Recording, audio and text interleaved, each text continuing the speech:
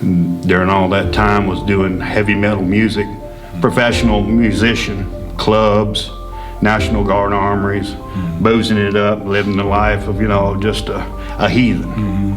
How did you meet your first wife? The guitar player his wife was sister to my first wife. Okay. And it brought it up to the point where that fire burned me out of everything. And I guess at that time I could see time just stand still. Come upon a preacher, come upon somebody ministering the word out in the wee hours of the morning to drug dealers. That Pentecostal preacher, I'm going to help that man do a work.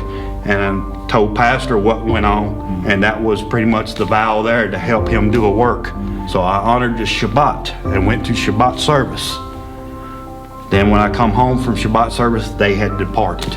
Within me, already having lost a family, a wife and 3 children, and here's one coming in, a woman with 3 children, I thought, because of that emptiness, that this could fill the emptiness. Everybody's inquiring, how did Straitway come about? How did we get to this point? And they can tell and sense that it's like something is catching fire. It's growing, because they can see the happiness, they can see the joy, they see the peace that is being obtained. They can see we're very serious about this walk.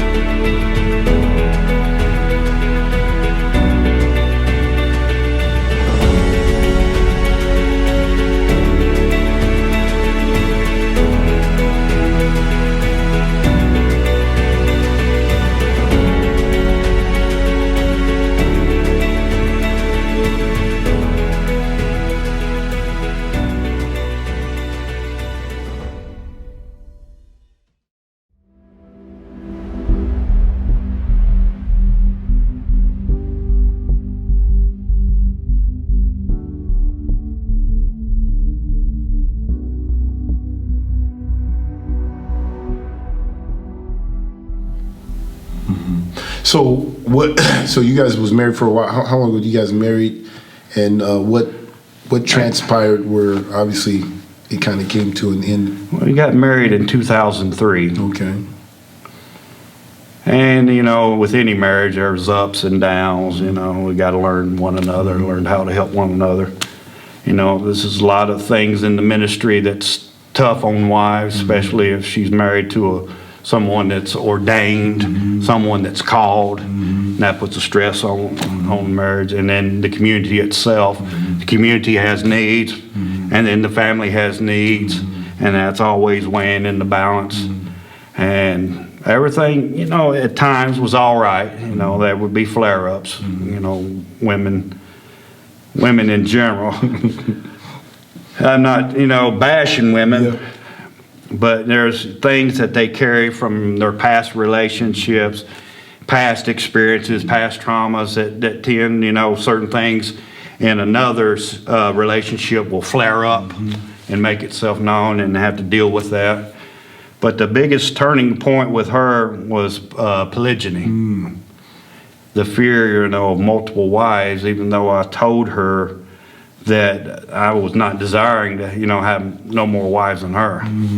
Because she was enough, handful in herself. Yes, sir. Yes, sir. So that right there is so is it just when pastors start bringing it up that you guys, that pretty much, like, how did it? Yeah, that when it started coming out, there was other members in the body that were like, what? It was like shocking to them. And then these little splinter cells would start showing up. These people that shared the same grievances, the same bitterness, and everything, they would all be drawn together. And they would, speak, I don't like this and I don't like that. And, they strengthen each other in their hatred and whatever. And my wife was friends with some of them, and and the spitting in the ears took place, and through all that, things started just started splintering. And I guess the shaking that it brung, it did what it was supposed to do. It shook those that didn't need to be here. And the ones that remained. And I've seen, this, and I guess from the time of its inception to now, I've seen many shakings. And I understand this is even in the will of Yahweh. As he says in his words, if you're going to get a fruit tree to bring much more fruit out, you've got to prune it. You got to cut it back. And the Most High would do that. And I see even now, we see times where there's a lot of influx of people. And then something will come about. And then the cutting will take place. Just like during this last dead season. Certain people that come to tabernacles, and Pastor said some of you won't be here coming the next feast. And it's so true, because we have learned that the Most High Yah, as being a good husbandman, this is his method, this is his construct, this is his way, because he wants solid people, he wants real people, he wants committed people, he wants to really build in us a strong love one for another. And then I think, that's what appeals to me about community, is the real realm of love and family. I think that's one thing that really appealed to me, as not having a family, in my former walk, in my former construct, and now here I got family that care for me. I don't have to hear the discouraging words, disparaging situations, the mother and the dad fighting and all this crap, from childhood, watching all this stuff and trying to take it all in, and all the sorrow and the hurt and the bitterness, just watching family just fall apart and beat one another. And now here you got a chance to really love, a thing you've been searching for in your early life, your former walk. Now you have a chance to embrace it. And I think that's really what the Most High kind of woke up in me, using what I went through in my former state as a backdrop to really make the situation now more vivid. You even had, with your second wife, I know you had a child of your own, but she had her 3 and her child and everything. So when they left, one of them stayed behind with you. Can you please share? That would be Elias. Because Elias, he's a very unique son, and I love him very much. Because from my youth on, now and just want to make it for the record, this is your stepson, because but your daughter ended up going with the one that you had with her. Okay. Ended up going on with the mother. Yeah, but Elias seems to say there was something about him that was different than the rest of them, because he loved the Word. Even from a very young boy, and it started him with an ethic of working at a very young age, and he took on to it, like he would deliver wood to the saints, at a very young age. At 8, 9, 10 years old, he had already a work ethic built in him, and he would read the Word, and he had a hunger and thirst for the Word. And I think that's what kept him here, because with that background of the Word in him, and he's seeing what's going on around him, he knows that going back with his mom would not be fruitful, would not be profitable. Wow. And he stayed. And and have you talked to any of the children or your daughter since they've left? Intermittently. Okay. It's been like 2 years now since I've had any communication. Okay. So you've suffered a lot, being in this truth. I mean, you had your first family, they left. Then you come into it and you meet a woman, and with their children here in the faith, and then they leave, and you're still, even with all this shaking, you still. What would you tell?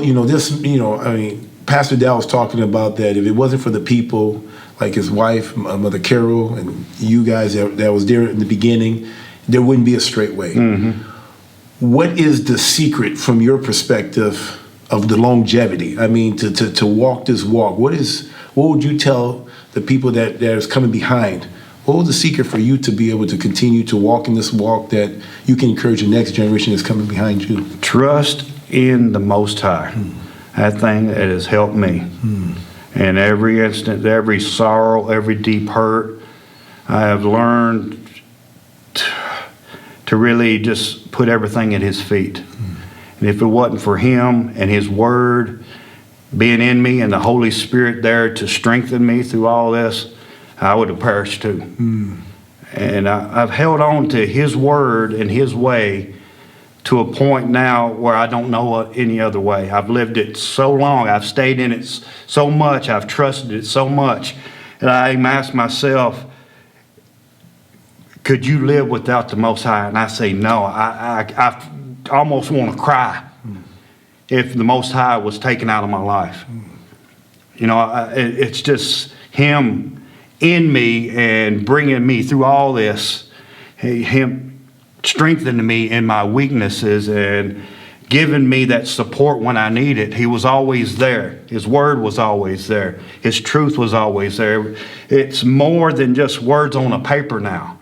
I understand his life, because if I'm going to really walk as he walked, as the Bible says, arm yourself likewise with the same mind, you're going to suffer. And my former construct would tell me suffering, since I go to boozing, I go to drinking, I go to something to supply my need to help get my mind off that. And now I have a different substance to go to. I have real substance. I have someone to turn to. I can get on my knees, and no matter what state of mind I'm in, I can just bring it to him. And he will supply all of my needs according to his riches and glory. And that he said he would. He said if you would hold him at his word, that word, it's the little ink on the paper. If you would hold him at that word, then he is faithful and just to perform it. And because of just doing that, holding him at his word, I've seen actually whatever's written in that book take on a form. I see, the hope that I had in me come to where I could touch and feel it. It was real. It gave me purpose. It gave me structure. It gave me something to reach for. It gave me joy that I've never had before. Joy that I was hunting for in my former walk. The joy that wasn't there. Everything that I was missing there, I was thinking drugs and boozing and smoking and everything I was doing was going to fill that. But still, there was still that emptiness. It just I was a shell of a man. And until Most High put his spirit in me, then I understood who he was. And because I understood who he was, then he started helping me understand what my purpose was to serve him. And he's through all this walk, he's showed me how to be a servant. And he's called me to be a teacher, especially in this time. And calling is a very unique thing in itself. And I think it was the calling that helped me so much, even to the point of 2015. All before that time, I was resisting that calling, even though I was told, you're a teacher. And I was within myself fighting it, until I just finally surrendered and said, okay, Most High, if that's how you want me to serve, I will serve. With, Pastor Dow, obviously he's been, you've seen him from the streets, preaching, midday or in the middle of the night with the drug dealers or whatever, and to now, did you ever imagine that the ministry back then would look like the way it looks like today? No, I didn't have no thought of that in my mind. It's almost like I had a surety going into this, not knowing what was coming afterwards. Even though I walking into something, I really couldn't touch, taste, feel, and smell. You got to really trust Yah for a lot of things in this walk. Many of us trust in our own hearts, our own minds, the things of this world. I've seen everything that I trusted in this world in ashes. Like I said, that was my Berean moment when everything becoming living color. And that set my feet on the path that he wanted me in. And through all this walk, I've learned how selfish I've been, how bitter I've been, and all the ungodly stuff, that the Holy Spirit showed me. He gives me a place to get this stuff removed so that I can love, that I can serve, so that I can understand who He is and why He called me to this purpose. What do you appreciate about Pastor Dow and his leadership all the years? I mean, I'm assuming you've seen the good times, the bad mistakes, or change, or growth, and I mean, he had to grow into his calling. What do you appreciate about the man, Pastor Charles Dow Jr.? Steadfastness, unwavering, holding the line. Because I've seen a lot of things that could shake a lot of people. I've seen a whole lot. And I thank the Most High for Pastor, because he's taught me how to be a man when the lack that my dad had. That he wasn't there. He was all the time away. So I had no father figure in my life. And now the Most High put a father figure in my life, showing me how to be a man, give me the construct and the ways and the purpose to being a man. And then, that built a lot of respect in me for him. And because he was steadfast, unwavering, and it was a beautiful thing just having that same fellowship, to seeing a man stay that firm, propel me, okay, you can do the same thing. If the Spirit of Yah in him can keep him to that point, the same can happen in you. Wow. So, you hear a lot of people levy charges against Pastor Dow. I mean, you yourself, you worked at Walmart for over 21 years, yes. Right? You live in community. You literally lay money at his feet. Or you give your paycheck. People saying, people like you are, forced to give your money up, or Pastor Dow is oppressing the people that he leads and everything. When you hear all of these charges levied up, how does that make you feel? How do you feel when you hear people saying that, or how do you respond when you hear things like that? I just, by experiencing and knowing what I know through all the experience of the years, a lot of that stuff don't really bother me, because I know the true purpose and the true heart of what's really taking place. So a lot of that stuff is like, water on a duck's back, because they don't know. They've not been in the experience. They do not have the same purpose of Yah in them. They do not have a vision set before them to help fulfill.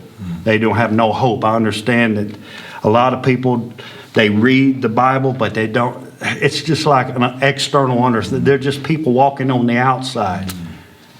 And they don't really understand the mechanics and the workings and the movings of the Spirit of Yah, because they're not involved. In conclusion, how would you, if I'm thinking about, you've been doing this for a long time. You've been in it in the beginning, and you have said, obviously with Pastor Dow leading, but you supporting that man. We have a Straitway for people like myself coming into this stuff. If you can talk to the next generation, I just give you the floor. If you was talking to the next generation, what would you want to, if it was your last word and you wanted to encourage them in this walk? Because obviously you've been doing this for a long time. So you've seen a lot. You continue to press on. You continue to, stand firm to the end. How would you encourage the next generation? If you had to give them the last word, what would you tell them to encourage them? I would say, look on the world as it is. And do you like seeing what's going on in the world? Do you want a life of death like they're living? Do you want to perish like they perish? Or you want to go to a place where there is no pain, there's no suffering, there's no hurt? Do you want to continue in running away from your traumas and from your fears and from your pains and from your shortcomings?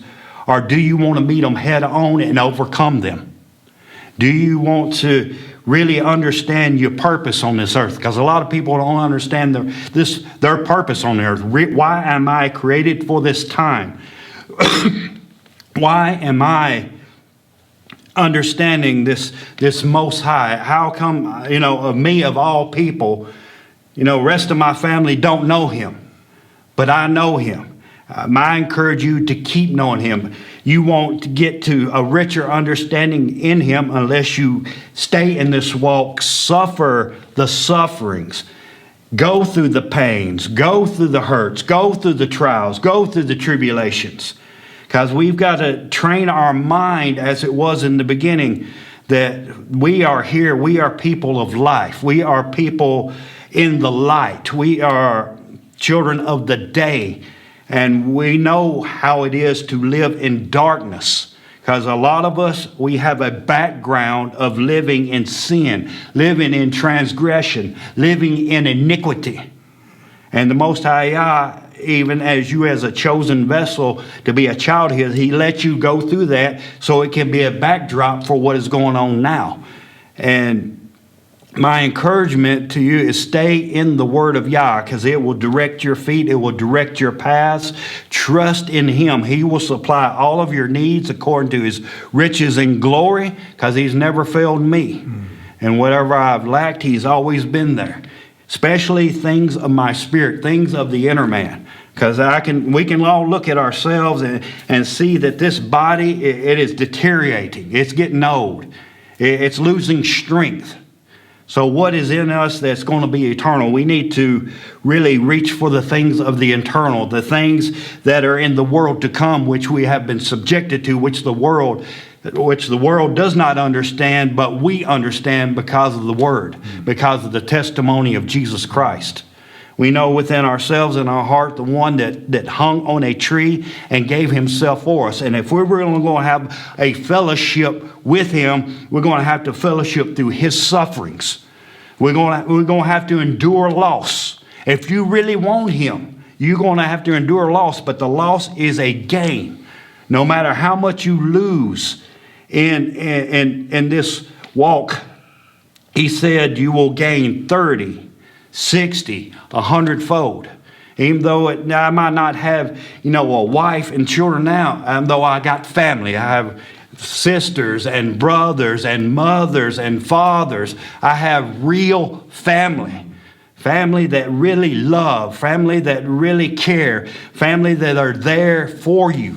A lot of us have come out of dysfunctional families. I mean, I don't know we can really call it a family. But now you have the privilege, you have the grace now to enter into a real family. A family that the Most High Yah is gathering together in this last time, because the time is short.